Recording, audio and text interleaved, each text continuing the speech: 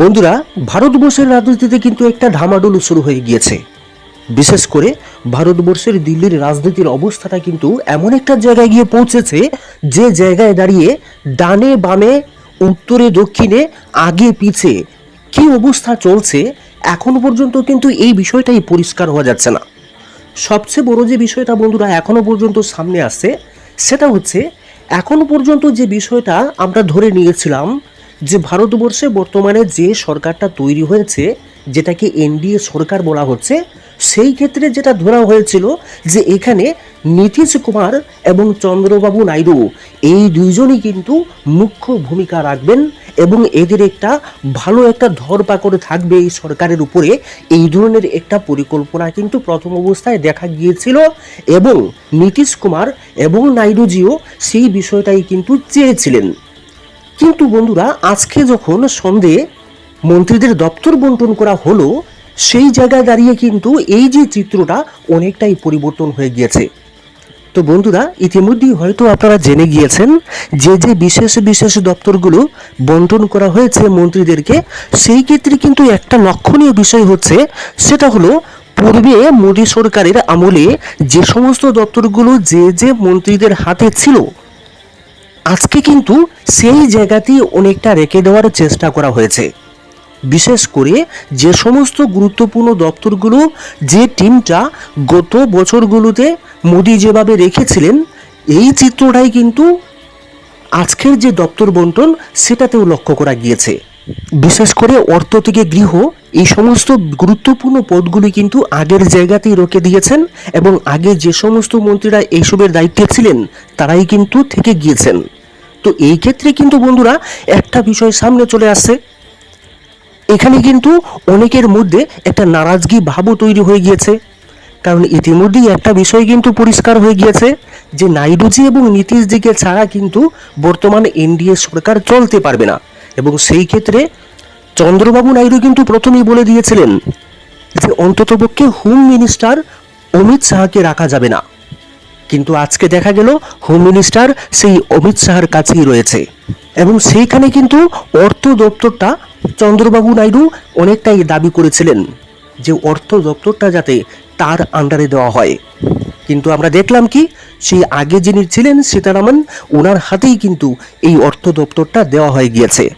তো এই ক্ষেত্রে বন্ধুরা, এই যে একটা ঢামাডোল পরিস্থিতি তৈরি হয়েছে, সেই দৃশ্যটা যদি আমরা দেখি তাহলে কিন্তু আমরা যে বিষয়টা প্রথম মিটিংয়ের আগে আমরা দেখেছিলাম, যেখানে চন্দ্রবাবু নাইডু এবং নীতিশ কুমারকে মোদিজি যেভাবে পাশে বসিয়ে প্রচণ্ড গুরুত্ব সহকারে যে বিষয়টা একটা চিত্র তৈরি করেছিলেন, এই চিত্রটা কিন্তু আজকের দিনে আমরা আর দেখতে পাচ্ছি না। সেখানে আজকের যে মন্ত্রীপদ বন্টন যেটা হয়েছে, সেটা দেখলে কিন্তু বোঝা যাচ্ছে যে আগের যে সিস্টেমটা ছিল, যে যে টিমটা নিয়ে গত বছরগুলোতে পরিচালনা করেছেন মাননীয় প্রধানমন্ত্রী, সেই টিমটাকে কিন্তু তিনি রেখে দিয়েছেন নিজের হাতে, নিজের মতো করে। তো এবার প্রশ্ন হচ্ছে, যে দুজন সহযোগীকে আমরা কিং মেকার হিসেবে ধরেছিলাম, এদের গুরুত্বটা হঠাৎ করে আজকে এসে কিভাবে কমে গেল? তো বন্ধুরা, এখানে কিন্তু একটা টাইম ফ্যাক্টর কাজ করছে। তো এখানে যে কৌশলটা কাজ করছে, সেই কৌশলটা হচ্ছে, আপনারা ইতিমধ্যেই জেনে গিয়েছেন যে তিনটি রাজ্যে কিন্তু বিধানসভা নির্বাচন সামনে রয়েছে। একটা হচ্ছে মহারাষ্ট্র, অপরটা হচ্ছে হরিয়ানা এবং তৃতীয়টা হচ্ছে ঝাড়খণ্ড। এবার বন্ধুরা, এখানে নীতিশবাবু ফেঁসে গিয়েছেন। কারণটা হচ্ছে, নীতিশবাবু চাইছেন যে বিহারে ওনার যে বলটা, এই বলটাকে ধরে রাখতে। কারণ উনি জানেন বিজেপির সহযোগিতা ছাড়া বিহারকে ধরে রাখা ওনার একার পক্ষে সম্ভব না। তো সেই ক্ষেত্রে উনি কিন্তু বিজেপির সাহায্য চাইছেন এবং উনি চাইছেন যাতে এই তিনটি রাজ্যের বিধানসভার সঙ্গে বিহারেরও বিধানসভাটি অনুষ্ঠিত হয়ে যায়। কারণ বিহারকে ধরে রাখতে চাইলে ওনাকে বিজেপির সঙ্গই নিতে হবে, নতবা বিহার ধরে রাখা ওনার পক্ষে সম্ভব নয়। এবং মোদিজিও কিন্তু বিষয়টা ভালো করেই আঁচ করেছেন এবং সেই ক্ষেত্রে রয়েছেন চন্দ্রবাবু নাইডু। এবার চন্দ্রবাবু নাইডুর পক্ষে একা যদি উনি মনে করেন যে আমার গুরুত্ব এখানে কমে যাচ্ছে, উনি যদি মনে করেন যে জায়গা বদল করবেন, সেই ক্ষেত্রে কিন্তু ওনার একার পক্ষে বিরোধী জোটে গিয়েও কোনো লাভ হবে না। কারণ সেই বিরোধী জোট তখনও সংখ্যাগরিষ্ঠতা পাবে না। বিরোধী জোটকে যদি সংখ্যাগরিষ্ঠতা পাওয়াতে হয় তাহলে সেই ক্ষেত্রে নীতিশ এবং চন্দ্রবাবু নাইডু এই দুইজনকে একই সঙ্গে মুভ করতে হবে। তো বন্ধুরা, এক্ষেত্রে কিন্তু একটা চিত্র পুরোপুরি পরিষ্কার হয়ে গিয়েছে, সেটা হচ্ছে এবারে কিন্তু ফেঁসে গিয়েছে নীতিশ কুমার।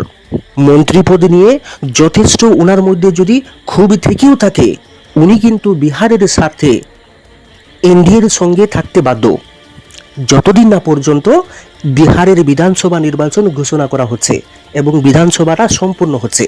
কারণ একবার যদি বিধানসভা সম্পন্ন হয়ে যায় তাহলে কিন্তু উনি ফ্রি হয়ে যাবেন, উনি স্বাধীন হয়ে যাবেন। এবার উনি ওনার মর্জি মতো যেখানে ইচ্ছে যেতে পারবেন। কিন্তু এর আগ পর্যন্ত উনাকে বিজেপির সংস্পর্শেই থাকতে হবে ওনার বিহারের স্বার্থে, বিহারে ওনার ক্ষমতাকে বহাল রাখার স্বার্থে। তো সেই জায়গায় বন্ধুরা আরেকটা যে দৃশ্য এখানে উঠে আসছে সেটা হচ্ছে, এখনো পর্যন্ত যেটা জানা গিয়েছে যে আগামী 18 তারিখ থেকেই শুরু হয়ে যাচ্ছে অধিবেশন এবং সেই ক্ষেত্রে সম্ভবত 20 তারিখেই হবে লোকসভার স্পিকার নির্বাচন। এবার এই ক্ষেত্রে কিন্তু চন্দ্রবাবু নাইডু একটা দাবি ধরে বসে আছেন যে লোকসভার স্পিকার ওনার দল থেকেই চাই, এবং এটা যে শুধু ওনার একার ভাবনা তেমনটা কিন্তু নয়, এটার পেছনে কিন্তু নীতিশেরও হাত রয়েছে। আর এর পেছনেও কিন্তু একটা গুরুত্বপূর্ণ কারণও জড়িত রয়েছে। বন্ধুরা, আমরা বিগত দিনগুলোতে দেখেছি যে মোদি অমিত শাহের কাছে অন্য দলকে সহজে ভাঙিয়ে নিজের দলে পুষ্টি করে নেওয়াটা কিন্তু বড় কিছু নয়।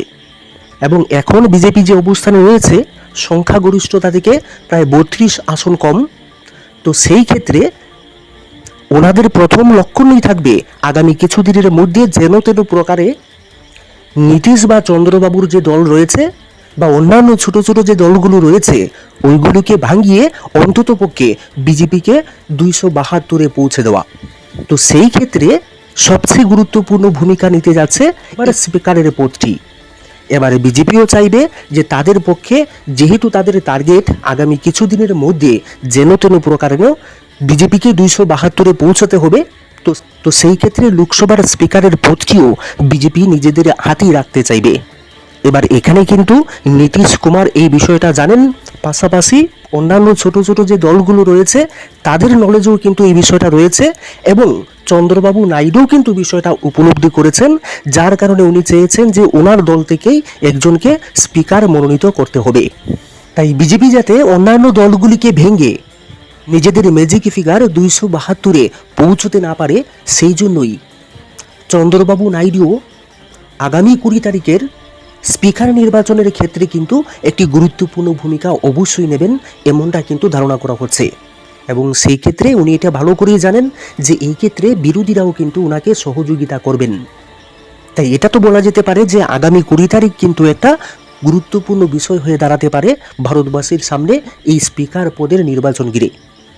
তো বন্ধুরা, এখনো পর্যন্ত যে আলোচনাটা করলাম এই ক্ষেত্রে কিন্তু আমরা একটা বিষয় ধরে নিতে পারি যে একটা টাইম ফ্যাক্টরের মধ্যে কিন্তু এই যে গোটা প্রক্রিয়াটা এখানে স্থগিত হয়ে গিয়েছে। অনেক ক্ষোভ বিক্ষোভ থাকার পরেও কিন্তু কেউ সেখানে কোনো ব্যবস্থা নিতে পারছেন না।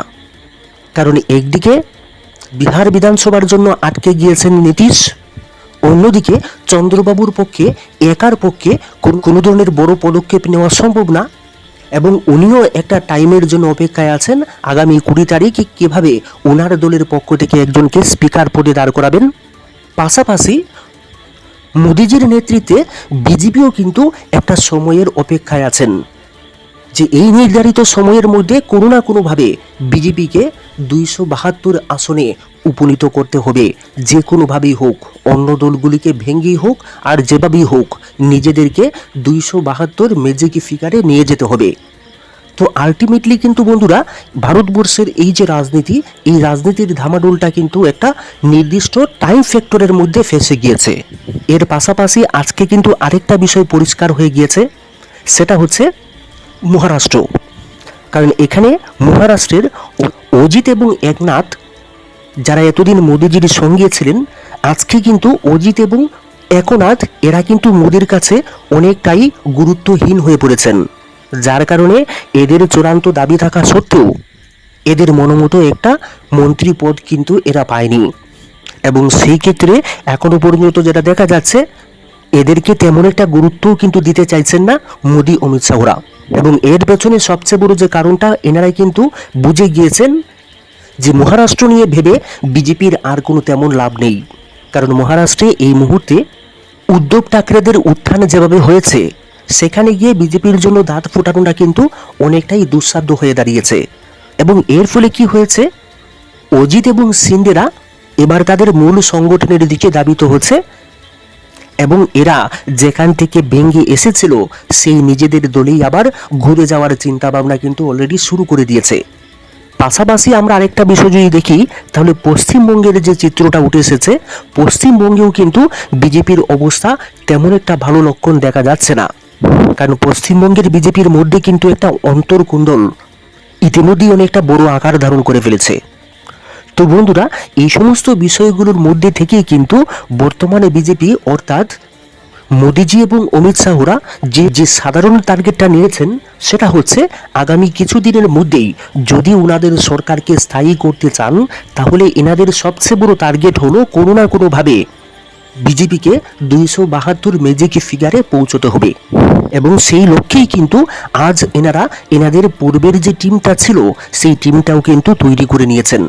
এবং এখনো পর্যন্ত যতটুকু জানা যাচ্ছে, আগামী 20 তারিখে স্পিকার পদের নির্বাচন যেদিন হবে, সেটাতে বিজেপি চাইবে তাদের পক্ষ থেকেই স্পিকার পদে কাউকে দাঁড় করাতে। তো বন্ধুরা, এই যে পুরো বিষয়টা একটা টাইম ফ্যাক্টরের মধ্যে কিন্তু সম্পূর্ণ আটকে গিয়েছে। কারণ নীতিশ এখন নিজের অস্তিত্ব ধরে রাখতে চাইলে, অর্থাৎ ওনার বিহারে যদি ওনার ক্ষমতাকে বহাল রাখতে চান, তাহলে উনি বর্তমান এনডিএর সঙ্গে থাকতে বাধ্য যতদিন না পর্যন্ত বিহারের নির্বাচন সম্পন্ন হচ্ছে। পাশাপাশি চন্দ্রবাবু নাইডু কিন্তু বুঝে গিয়েছেন যে ওনার একার পক্ষে নীতিশকে না নিয়ে কোথাও মুভ করে ওনার কোনো লাভ হবে না। কারণ বিরোধীদের সঙ্গে গিয়ে সেখানেও কিন্তু সংখ্যাগরিষ্ঠতা পাওয়া যাবে না। তো সমস্ত বিষয়গুলো বন্ধুরা আমরা যদি বিচার বিশ্লেষণ করি, তাহলে কিন্তু আমরা বলতে পারি যে এই মুহূর্তে ভারতবর্ষের রাজনীতিতে কিন্তু একটা বিশাল বড় মোড় চলে এসেছে এবং যে কোনো সময়ে যে কোনো কিছু ঘটে যাওয়ার সম্ভাবনা কিন্তু এখানে তৈরি হয়ে গিয়েছে। কারণ একদিকে যেমন নীতিশ কুমার বিহারের জন্য আটকা পড়ে গিয়েছেন, অপরদিকে কিন্তু আবার মহারাষ্ট্রের অজিত সিন্ডের যে 7 এবং একজন 8 জন সাংসদ রয়েছেন, এরা যদি আবার মূল শিবিরে ফিরে যান, সেখানে কিন্তু ইন্ডিয়া জোটের পক্ষে আরও 8 জন প্লাস হয়ে যাবেন। এবং ইদানিংকালে পশ্চিমবঙ্গে যে অবস্থান তৈরি হয়েছে, এখানেও কিন্তু অন্য একটা বার্তা এখানে কিন্তু উঠে আসছে। সেখানে ওনাকে বিজেপির পক্ষের অনেকেই দিদির সঙ্গে গোপনে যোগাযোগ শুরু করে দিয়েছেন। তো এই সমস্ত গোটা প্রক্রিয়াটাই কিন্তু বন্ধুরা একটা টাইম ফ্যাক্টরের মধ্যে রয়েছে এবং সময়ের সঙ্গে সঙ্গে কিন্তু এই বিষয়টা পূর্ণতা পেতে পারে। তাই সময়ের অপেক্ষায় কিন্তু আমাদেরকে থাকতে হবে। ধন্যবাদ সবাইকে।